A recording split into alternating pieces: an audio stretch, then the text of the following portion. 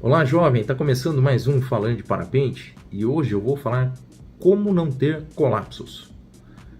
Eu vou pedir para você se inscrever no canal, deixar um joinha, compartilhar esse vídeo se você gostar, me seguir no Insta e a página Falando de Parapente. Também entra na loja do canal para ver as novidades. Vamos falar aqui como não ter colapsos. É simples, basta não voar de parapente.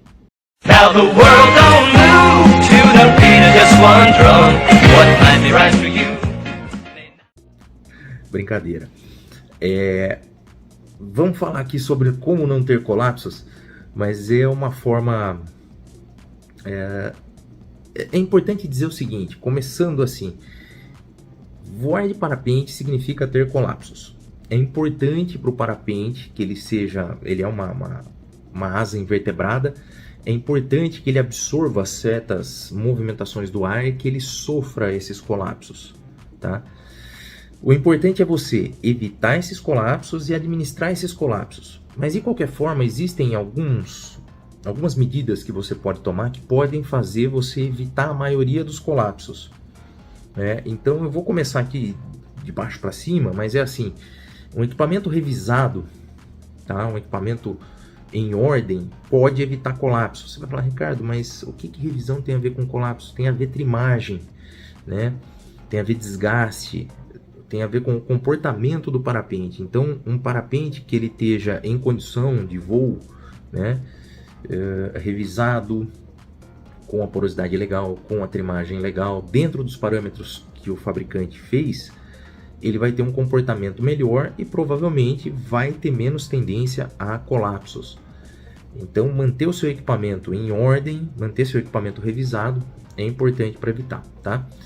E aí a gente vai para a parte mais importante do evitar o colapso, né? Como não ter o colapso, que é a pilotagem ativa. Eu tenho vídeos no canal falando sobre pilotagem ativa, que ela engloba um monte de fatores, né? A pilotagem ativa é muito mais do que voar calçadinho, do que sentir pressão da vela, porque esse conceito de pressão também é relativo. Muitas pessoas apoiam essa coisa de pressão, outros dizem que não tem nada a ver, mas o lance é que a pilotagem ativa ela abrange muito mais do que esse conceito, que é bem a questão de você entender o funcionamento do parapente, entender o movimento, né, como ele se comporta e pilotar de forma ativa diante dessas situações, diante de avanços, diante de roll, né? Então, diante de velocidade, de redução de velocidade, aumento de velocidade.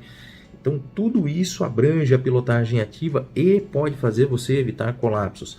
Daria para fazer uma palestra de 2 ou 3 horas falando só sobre pilotagem ativa em cada uma das situações.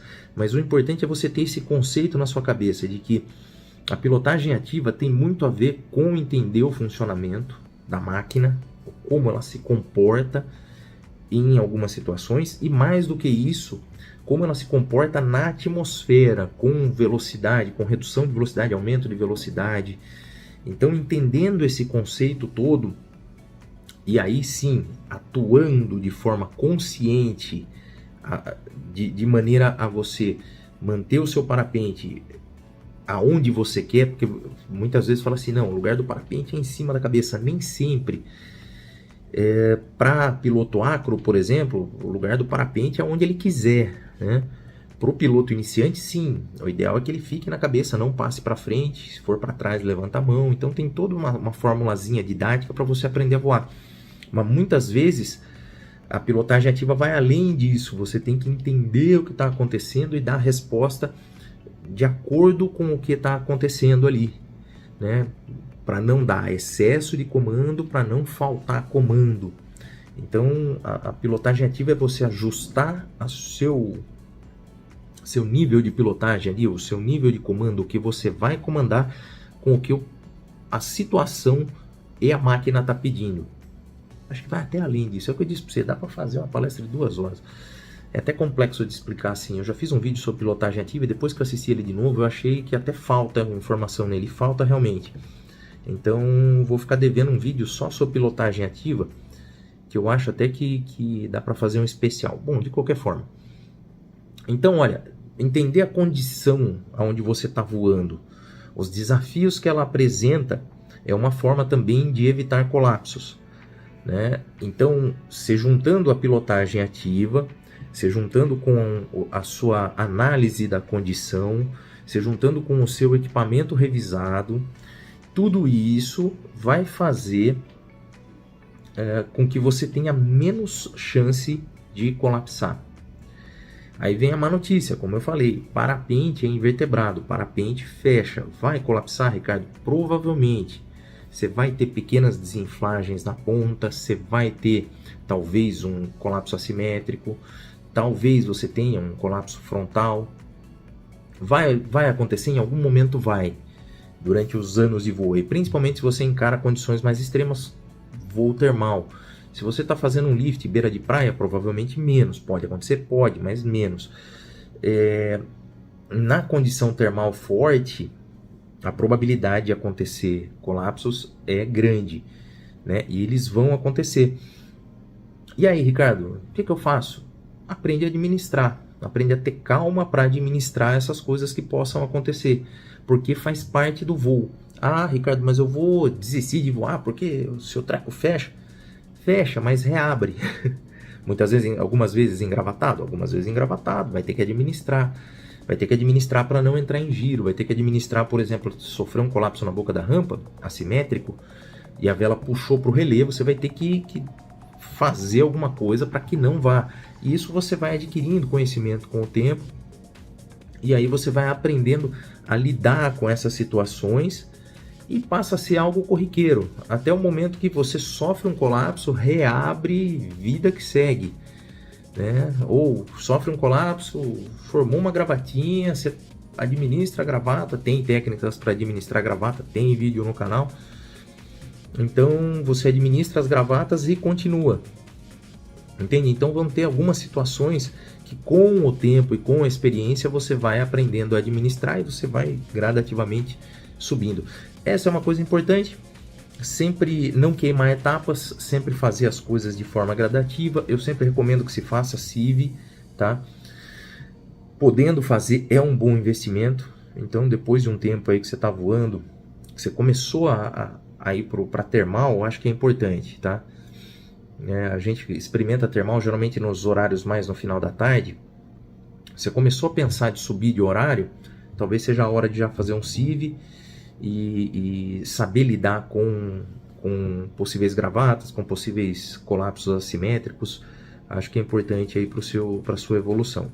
Tendo oportunidade é muito bom, não tendo é um fator a mais aí para prestar atenção, né? Então, administrar colapso é uma situação que você vai ter que aprender futuramente, e aliás é tema até para outro vídeo. Tem também aqui vídeo no canal falando, mas dá para revisitar e trazer mais informações. Mas administrar os colapsos depois que eles acontecem é importante, mas podendo antecipar com pilotagem ativa, entendendo a condição, entendendo o funcionamento do parapente, a dinâmica que ele tem na relação com a condição, e também estando com o equipamento revisado dentro dos parâmetros de fábrica, muito provavelmente você vai ter mais tranquilidade e vai conseguir lidar melhor com isso. Agora, parapente é invertebrado, parapente vai colapsar em algum momento, tá? Nem que seja um pequeno colapso. Sabe o que é engraçado? Muitas vezes as pessoas falam assim: nossa, tomei uma fechada de 60%. Aí você vai ver o vídeo lá, tá assim, ó, tá aqui o parapente, faz assim, ó, uma orelhinha. Mas a pessoa tem essa sensação de que foi um super colapso, né? Então, cada um também vai absorver, né, o que acontece com o equipamento de uma forma, né? A sensibilidade depende de cada um, de como tá passando pela situação.